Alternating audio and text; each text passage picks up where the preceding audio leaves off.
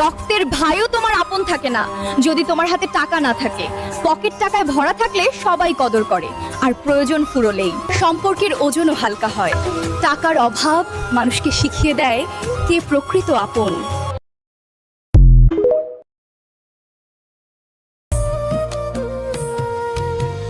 দুনিয়ার মানুষ ভালা না গো, কারো মনে মায়া দেখি না।